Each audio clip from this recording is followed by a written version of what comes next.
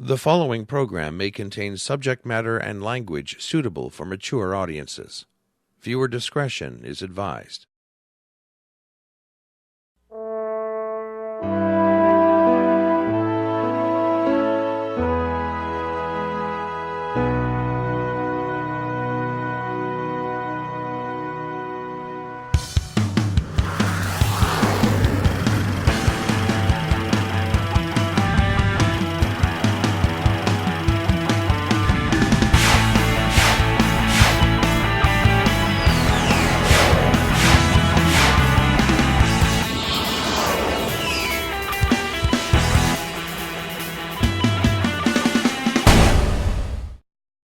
And welcome to another edition of The Meltdown. My name is Norm. My name is Jeff. And as you can tell, we're wearing our hacking outfits because you didn't know that? No. This is what hackers wear. Usually, hoodies and, because when they go outside, from their hacking, they do this and then they walk down the street and you can't see them. Because after the show today, of course, Jeff and I are going to go and hack into some NASA website or something, and I don't know what we're going to do, but we're going to talk about hackers. So before we go hacking, Jeff, Let's talk about hackers. We've got some fun facts, we've got some stupidness, and of course, we have the ultimate hacker, the comedy hacker, Lou Saracino. He'll be joining us for Meltdown Minute with Lou. So let's begin the show with some Meltdown fun facts. So we're bringing you today 15 interesting facts about hacking, okay? Number 1, the hacker Kevin Mitnick was kept in solitary confinement for 8 months because law enforcement told the judge that he could somehow dial into the NORAD modem via a payphone from prison and communicate with the modem by whistling to launch nuclear missiles. Wow. So there you go. I don't like whistling, period. I don't know why it bothers my ears, but boy, whistling to launch nuclear missiles. I mean, hey, at least there's a purpose, right? Yes, yeah. You're not just whistling for the sake of whistling. Whistling while you work. Yeah, seriously. All right, here's number 2. According to the FBI director, the FBI is having a hard time filling positions to help tackle cyber crimes because a lot of the nation's top computer programmers and hacking gurus are also fond of marijuana. So, of course, I believe the FBI has very strict policies about no marijuana use. So, at some point, I guess they're going to have to relax. Yeah. Right? Exactly. What's more important? Here's another one. A hacker who, while serving 5 years for hacking, signed up for a prison IT class and successfully hacked into the prison's mainframe. There you go. That's kind of... Yeah, it's kind of funny. Why would you even grant him that? I know. It's like you're giving him the key to the cell door. Yeah. Here's another one. 2 men were brought up on federal hacking charges when they exploited a bug in video poker machines and won $500,000. His lawyer argued all these guys did is simply push a sequence of buttons that they were legally entitled to push, and the case was dismissed. So these guys were now $500,000 richer. Wow. If you guys are there watching the show, could you publish kind of the code that you used online somewhere, just if you can? I guess they don't do that. Everybody would win $1 million. Do you own or do you know anyone who owns a Lenovo computer? Yeah, I do. Okay, listen to this. You own one? Yeah. Okay, listen very carefully to this, Jeff. Okay. Lenovo Computers is partially owned by the Chinese government, and their computers come preloaded with secret backdoor access. As a result, MI6, the CIA, and other spy agencies have banned their use. Yeah. So you've been feeding information to the Chinese? Yeah. My the only thing I do online is promote the Meltdown. That's all you do? Jeff lives for this show. Yeah. So because of you, we actually might have a fan base in China. Oh, good. Hopefully it's worldwide. Yeah. At least with the government, anyway. Yeah. Here's another one. After getting fired in 1996, Timothy Lloyd, an 11-year employee of Omega, planted a hacking time bomb within the firm's computer systems that deleted the firm's main operating software 2 weeks after his layoff, making the firm lose over $10 million, and fire 80 employees. There you go. That's a hacking time bomb, folks. Yeah. Good example of that. One more. In the 1980s, the BBC televised a live demonstration of email. Prior to transmission, a studio guest overheard a crew member saying the email account password and phoned a friendly hacker. Once on air, the presenter logged in and was met with a poem about hacking and insecure passwords. That would have been fun to watch live as it unfolded. Here's another one. While hacking a Fortune 500 company, 16-year-old Sean Parker was unable to log out after his father unplugged and confiscated his keyboard. Because his IP address was exposed, FBI agents tracked him down and arrested him. So there you go. That's true. You know, you unplug the keyboard, you're screwed, right?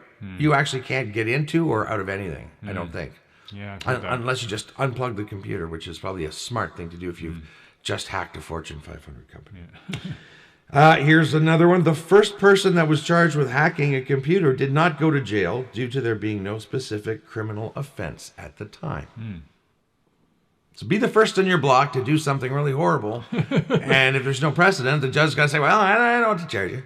You can go home. Thanks anyway. Have a nice day. Here's another one. In 2007, a researcher from IBM was able to gain complete control of an American nuclear power plant by hacking it over the internet. That shit is scary. It is. It is. I mean, that someone could do that. And do you remember when the power went out all along the eastern seaboard? 1965? No, 2000. Oh yeah. 4, I think, or something. Yes, It was ridiculous. Yeah. And even though we found out it was overloaded power stations and whatever, and the grid was in bad need of repair. Yeah. One of the things that they started talking about was how, this could have been a terrorist attack. Right. And that it is possible to shut down power plants online. Yeah. Hacking into them. So that is scary stuff. Yeah. All right, for all you LinkedIn people, LinkedIn was sued for hacking their users' email addresses and spamming their contact lists with LinkedIn invites. Did you know that? I hope that's a fact, because that's libel if it's not. And that's your fault. But we'll tell you why later. Oh, all right. Here's another one. A 15-year-old named Jonathan James once hacked NASA and caused a 21-day shutdown of their computers. James was federally prosecuted after hacking United States Department of Defense computers and became the first juvenile incarcerated for cybercrimes in the United States. So there you go. Yeah. So in this case, he was the first to do something on his block, but now he in jail. Here's another one. Journalists from News of the World hacked the cell phone of Millie Dowler, a 13-year-old girl who was abducted and murdered in 2002. And read her phone messages and listened to her voicemail, giving her family, friends, and the police false hope she was still alive. That's terrible. It is terrible. So here's one that's not as bad. The hacking in the movie Matrix was performed using real tools. Did you know that? No. Neither did I. No. And our last hacking fact. There was a hacking group in the 90s that testified to the USA Congress that they could shut down the entire internet in 30 minutes. 30 minutes. Wow. Let's go to some interesting hacking information from our good friend Lou in a Meltdown Minute with Lou.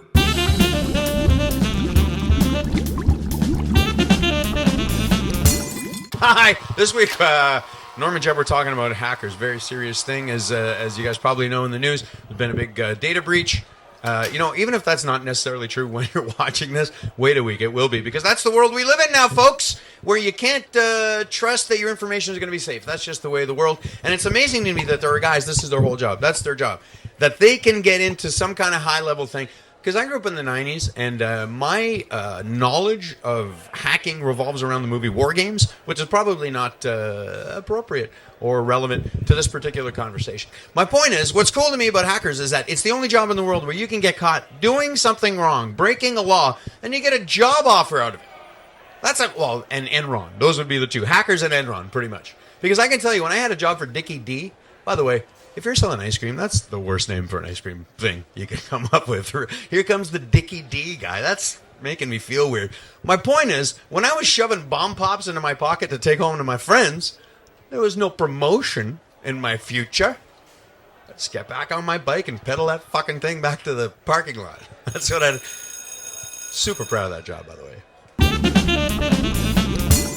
Thank you very much, Lou. And now for some Meltdown stupidness. Today we're going to bring you the 11 funniest hacker attacks. Okay? All right. So here is the first one.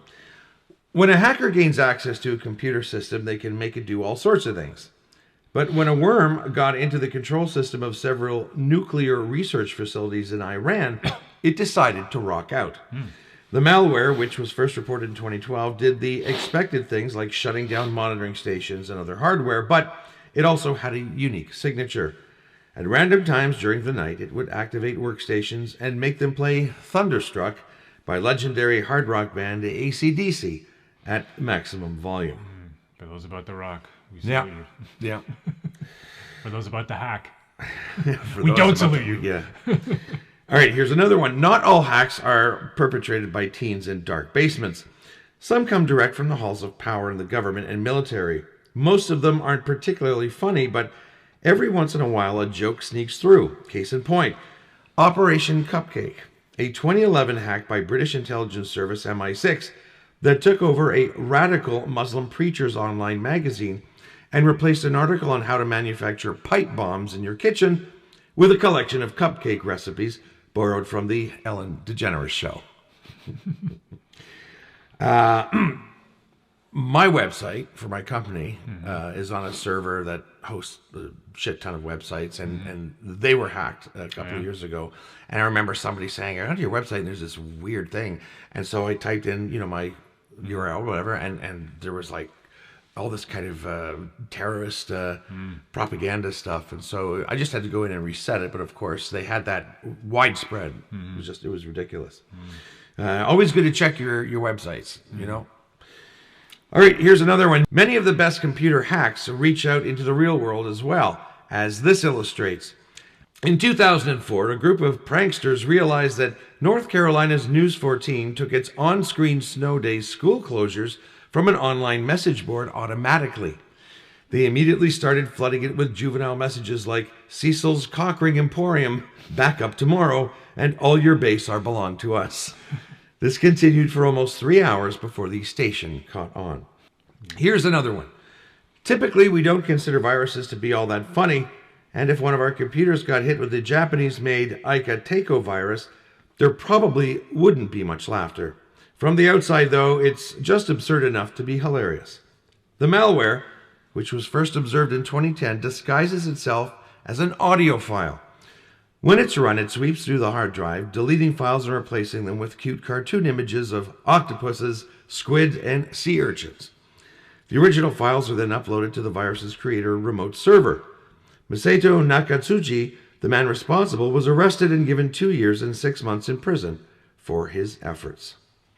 So there you go. I think it's actually octopi.